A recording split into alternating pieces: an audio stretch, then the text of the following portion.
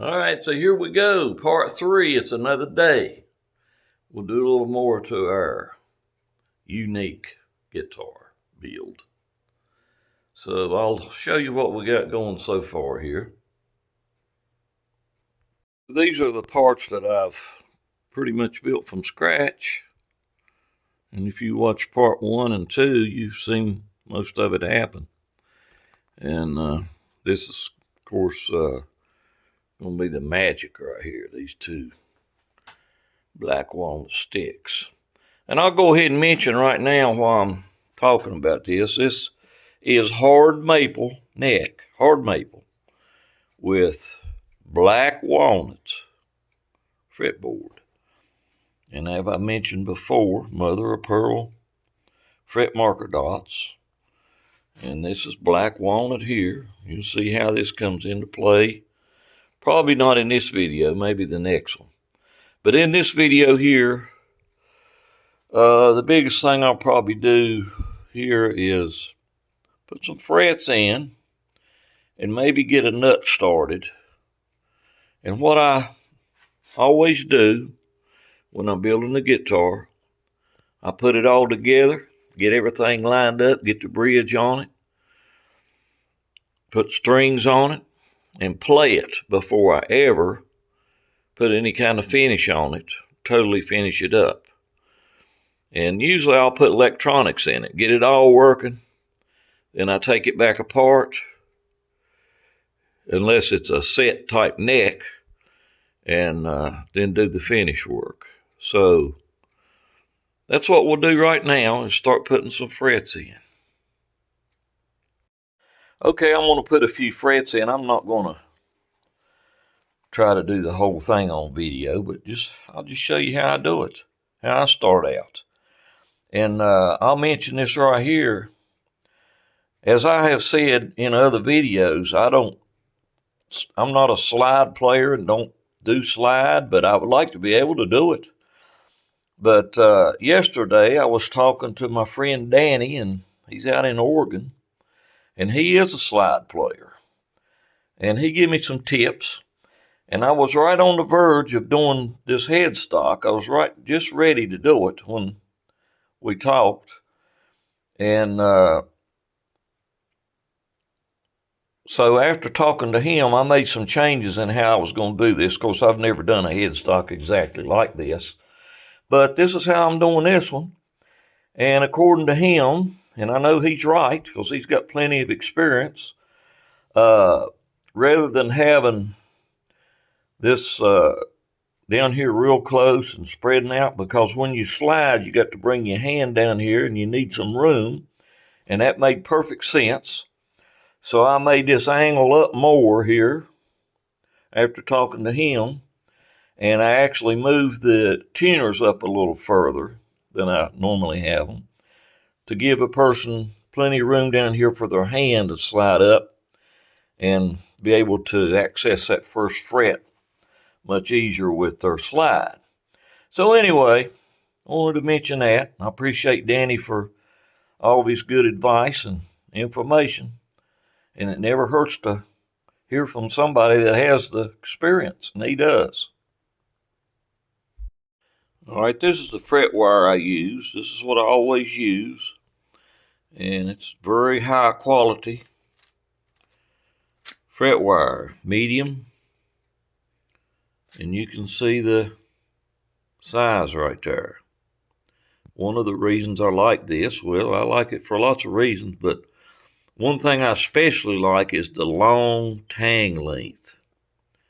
So when you install that fret, it goes down in pretty deep and stays there. It's important.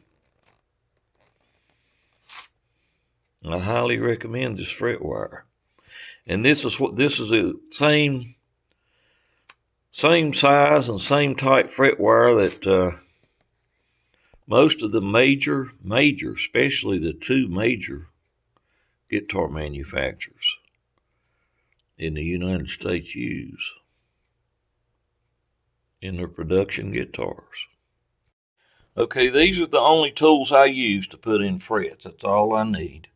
Yes, I do have one of those big arbor presses. I've used it and tried it, and I have found that this is all I need. It does a much better job, more uniform all the way down the fretboard. The arbor press, I don't like it. So this is how I do it. To each of his own. So I'll just do a few. So I get them started. Just get them stuck in there pretty good.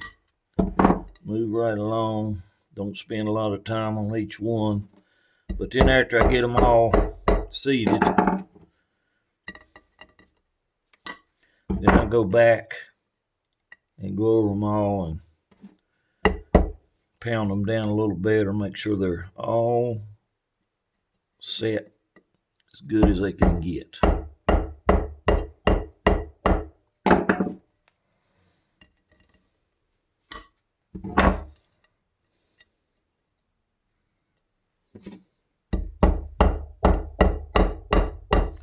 And it don't take a lot of pressure. It don't take a lot of beating.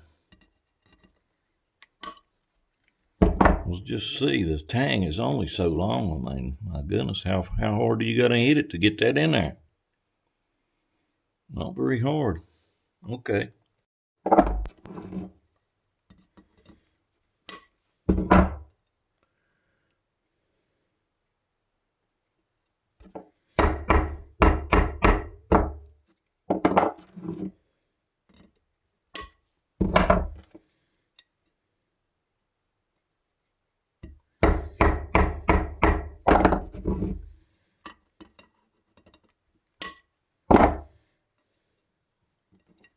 Hear that tone wood when I clip at you? You can hear that tone wood vibrating there.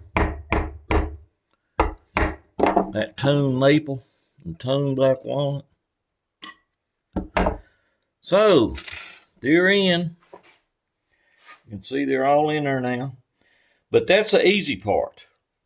So now I got to go back and clip off all the edges. That is, after I make sure they're all set good. I clip off the edges and file them and smooth them up and get them just so smooth, because just in case that pantyhose guy was to get a hold of this thing, yeah, that would be bad if we snagged one of those frets, and we don't want that to happen. So after I get the frets all seated, this is the tools that I use, or these are the tools that I use to dress the fret ends in the order that I use them. And you can see we've got 3 files. This is this real expensive little file from Stumac, which I think is indispensable. And then after I get all the filing done, then we go through these grits of sandpaper. And when we get done, we got some smooth frets. All right, so I've made my nut slot there and got a nut blank cut to width. So that'll be one of the next things I do is cut that nut, get it ready. So as far as the neck goes, a little bit of sanding now, making the nut, check, make sure I don't have any high frets, and sand it down really smooth, and that neck will be done. And then we can move on to other things. But that's going to be it for today. I've got a family event tomorrow, and we've got to do some driving. So that'll be it for part 3. And I'll be back probably a couple days, because the event's tomorrow. And anyway, next video we'll see you again. Thanks for watching.